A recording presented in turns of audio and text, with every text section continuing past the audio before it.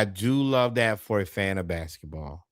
And for the listeners, y'all gonna have to just listen through this part, and I'm gonna talk y'all through it to the best of my abilities.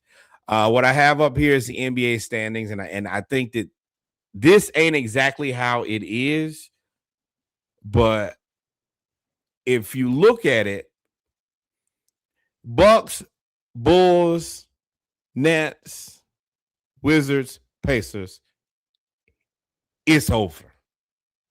Pack it up.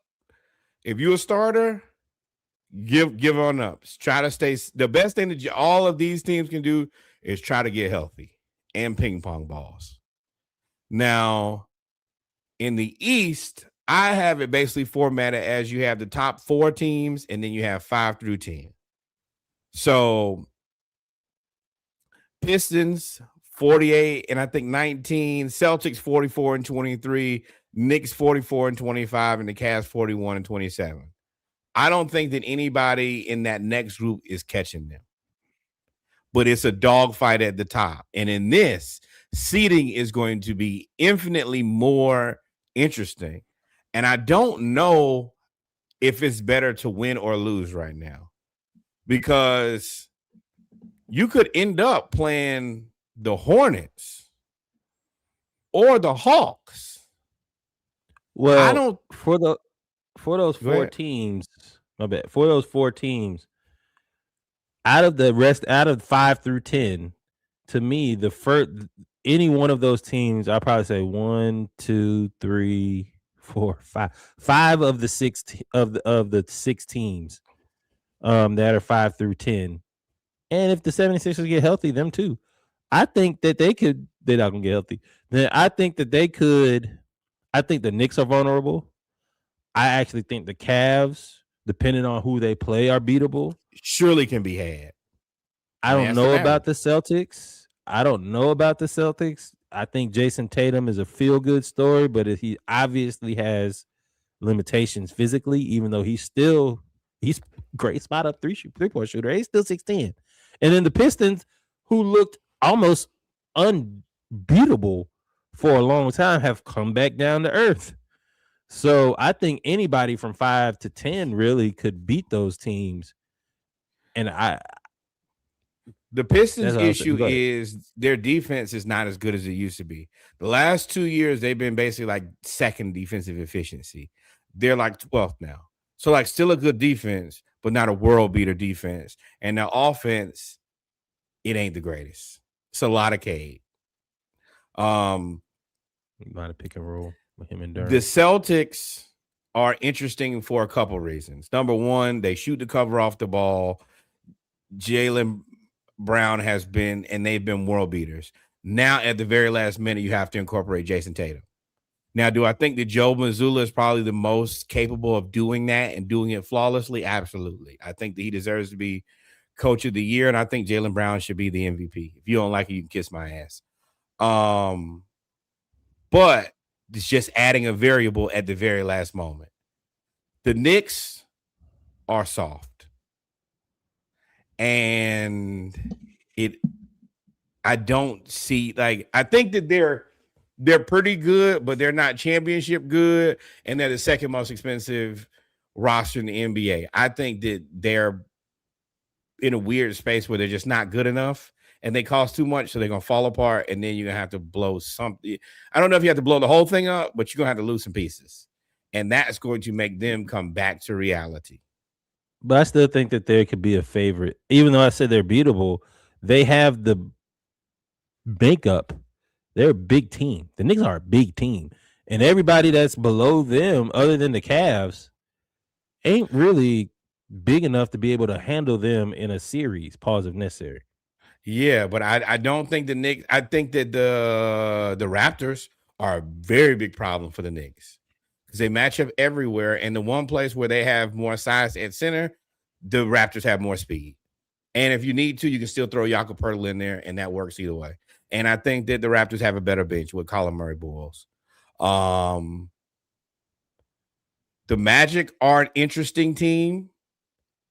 They the point guard, they don't get enough facilitation from me. Banchero has to do too much work on his own. Now, I think the Heat are a scam. I just don't think that they did a lot of work early. They won like 20 games or something to start the season, and then they've just been kind of mid after that. I don't think that they're a real contender. They just won't be a headache. They'll more be a headache for whoever they play, but they're going to lose. The 76ers, I hate to say it, Kev, they are a train wreck. And they just falling apart at the wrong part of the season. I don't think that any of the guys who they need to get healthy will be healthy. The only potential saving grace, and it will probably save his own grace, is if Paul George can come back healthy and show that he is the man. There's no reason why he can't come back and be the person that all these children have grown up trying to be like. I mean, you sat out 25 games, bro. You well rested, you healthy. This is your time to flourish, and everybody wants to be you. Atlanta, we're a solid team with solid depth. I don't think you want to play us right now. We are. I ain't gonna say we're not world beaters, but I would not want to suit up and try to play against the Atlanta Hawks, who are 10, 11 players deep. And then you got the Charlotte Hornets, who arguably might be the best team in the East right now. That's the worst part about it. That LaMelo. Right I would say probably like 3 weeks ago they were. Not right now, though. Okay. I'm telling you, you don't want that problem. No, I don't think you want the problem with any one of them. I think the way that this shakes out, though, I got to see schedules. But the way it is, I think the Hawks and the Toronto Raptors can play their way into the 5 and 6 seed. And if the Hawks get the 6 seed and the Raptors get the 5 seed, I do not think Cleveland wants to see the Raptors, and I do not think that the New York Knicks want to see the Atlanta Hawks. I 1,000,000% agree on both. Check. Chef's kiss. Excellent. And I'm gonna tell y'all, man, them Raptors, they are good. I still don't like Jakob Poeltl taking up all that money. I don't like Emmanuel Quickley taking up all that money. But Scotty Barnes is everything minus just no jump shot. And then Brandon Ingram is the jump shot. RJ Barrett, more than happy to play in Toronto. Utility man. And Colin Murray Boyles. He come right in and beat Scotty Barnes Jr. Is and it's so funny. Go ahead. I was just gonna say it's so funny that when you look at the draft, CMB did not want to go to Toronto. That was an excellent draft pick. Mm-hmm. And I think now he probably feels a little bit differently about it. The only team I think that if they make it out of the play-in that probably gets 4-1 is probably the Heat.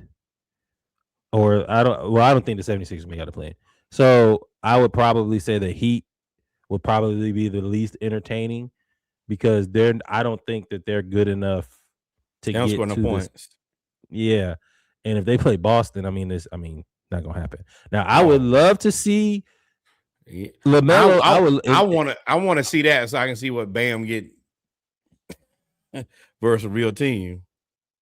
I would love to see LaMelo and the Hornets get the 7 seed, and I would love to see them play Boston. Oh, because it's gonna be a shootout. 150 to 142. I would love to see that, and then of course the Heat versus Detroit. I think the Heat in Detroit would be interesting for the first game, and then after that, it'd be over. But yeah, that's it for me on the East, man. I thoroughly enjoy how this is going to play out. Oh, this is going to be. If you're a basketball fan, go ahead, get your 2 TVs. It's that time of year. Now we're moving on to the Western. You see my ambiance back there, brother. Right. Now the Western Conference is a little different. You got the top 2, you got 3 through 7, 8 through 10, and then once again, all the teams on the right, it's over. Now the Grizzlies, I don't know exactly what they're doing. They're still trying to win for I don't know what reason. The Mavericks, Cooper Flag is trying to win games by himself. The Pelicans, DeJounte Murray is proving to y'all what I already knew about him. He is a leader. He will make you, he not finna lose games. It's not going to do it. He don't have the tank in him. And I know that that's hurting us, but it's just good to see. And once again, Pelicans, if you play your cards right, and by play your cards right, if you trade Zion and clear that cap space and maybe get a draft pick for him, you could do some real damage with that team. I would also trade Sadiq Bey because his value is probably as high as it's going to be right now. And there's teams that will pay for guys who are strong end shooters. The Jazz have Jedi mind tricked y'all. I'm going to tell you right now, be ready for next season. It's going to look a lot different around there. And then the Kings, boy. Me, Reggie, and Kevin could run the Kings better than what they got going right now. I feel like that with all of my heart and all of my soul. I'm not lying to y'all. I'm not being facetious. Just give me the keys to the building and move. Now to the teams that are actually going to make the playoffs or play in. The Blazers, weird situation. I don't know if they can get any better, but how many starting point guards can you have on one team? Oh, I'm raiding. I'm the Hawks. I'm raiding. No, but I mean, what can you get? You can't get Dame. You can't trade Dame again. Drew Holiday costs $40 million. Not paying that.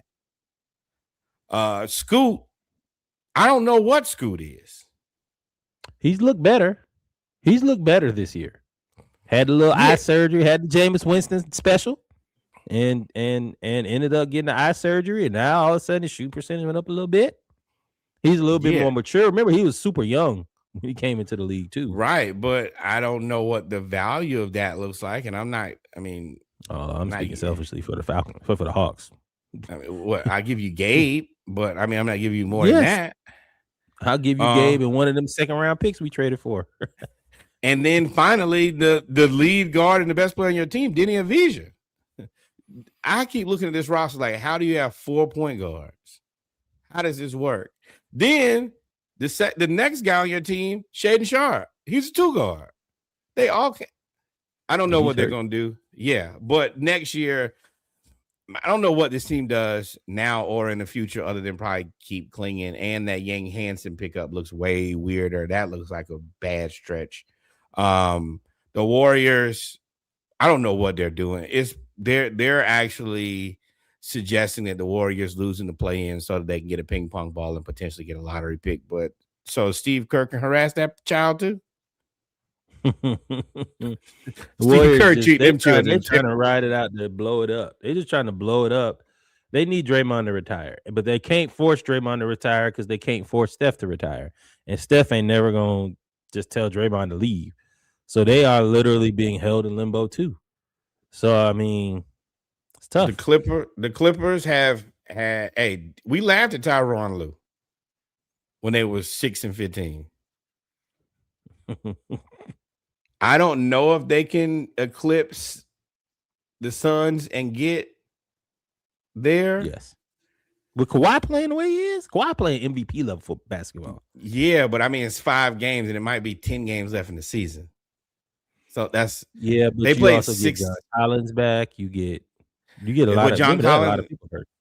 You're right. John Collins had a head and neck injury, whatever. I mean, you're right. It could be interesting, but the Suns, Devin Booker, but they also got Jalen Green back, even though they lost Dillon Brooks. They got Jalen Green back, and Jalen Green, I would be interested in having him on the Atlanta Hawks. I don't think that this. Yeah, some iteration of that. Like, I think that just works better for both teams. You get a salary cut where you get to bring somebody else in, and I mean, we can actually have a legitimate 2 guard, and then whatever we drafted could go onto the bench. But Jalen Green and Devin Booker, while they're very redundant, kind of very similar basketball players, they're good. That one thing that they're gonna always be able to do is shoot you into a game. Then you got the Timberwolves, who are looking kind of weird. Julius is kind of turning into a pumpkin lately and not scoring in the first half. That's not good. But Who you would have still get, known? You talking about a 3 through the 7 or the 3 through the yeah, 6 is what you're talking about? yeah. Yeah. Yeah. I don't believe in the Lakers. The Lakers right now are the number 3 seed. The Lakers are a scam. But LeBron, do you feel and the that Lakers LeBron are about to beat the continue- Rockets again? Do you feel that LeBron and the Lakers are really embracing this? I'm the third person, and can he continue to keep that sustainable going into the playoffs? Because they do look different. They do look different with LeBron playing as the third fiddle. But I just don't know. Now I don't know about their defense. I don't know what they got. Do you mind doing the least amount of work in a group when you getting paid the most money? Yeah, I mean, ain't that what most founding father skinned people do? Exactly. He's cool right now because I'm letting the young kids do the work and I'm still getting all of the money and the praise. It's going to be interesting when they say, hey, you have to take a pay cut, whether or not he actually does it. That's morals and principles. He ain't never gonna do that. Right. And the other part is Austin Reeves gonna take a pay cut? Money is Adam Silver has this second apron is a power play because Austin Reeves, on one hand, this is his time to make as much money as possible. You need to go to the highest bidder available. But if you do that, the Lakers should tell you no. Let me tell you no. The Lakers should not be like Austin Reeves not worth more than $30 million. I don't care what you saying. Shouldn't pay him? Oh yeah, no, yes. Nah, brother, you looking like a Memphis, Portland, Sacramento special, brother. They gonna give you 47, 45. Right. You're gonna go right over there and have the time of your life being terrible, but getting all the money. And same thing with LeBron. If you want more than $30 million, my answer is no. This is not the old NBA where you could just pay everybody and everything be okay. No, if you don't have the money, you have a problem. Yeah. I like the Nuggets, but they old and injured. The Rockets, Amen Thompson is not a point guard. I hate that you had to use this season to figure that out, but you need a point guard. But had he been able to pull off the Dyson Daniels, you would have been in rarefied air. It just ain't shake back that way for you. So Tari Eason is probably out the door and potentially Jabari too. But if you trade those guys, you should be able to come back with a point guard. Pretty good one. Minnesota. So there's all 4 of these teams. I said the Lakers were a scam. I think Denver and Minnesota are the scary teams in the West outside of the top 2. Out of this group that can make a run. Minnesota is tried and true. They Western Conference Finals the last 2 years. Correct. Denver has Joker, and if Jamal Murray's healthy, they complement and Aaron Gordon, they complement that each other very well, but they know each other. But they're just missing depth. But y'all didn't play the old people at the park before. Hell yeah. That first quarter, it'd be tough. It's when them legs give out. But right, I don't know if they have the depth to be able to hang with it. And like you said, with the Rockets, I don't know. I think the Rockets are built to muck up the game, but Sengun going to the playoffs, Sengun gonna have to play against OKC or San Antonio. Let's be real here, man. Thing for him is to play against the Lakers because you can't do nothing with nobody else. These 4 teams are in terrible. These 4 teams are the equivalent of the Knicks and the Cavs. You're playing like you spent all this money to not be a true competitor minus injuries. Like as long as OKC stays relatively healthy and San Antonio stays relatively healthy, these 4 teams are just really expensive time wasters.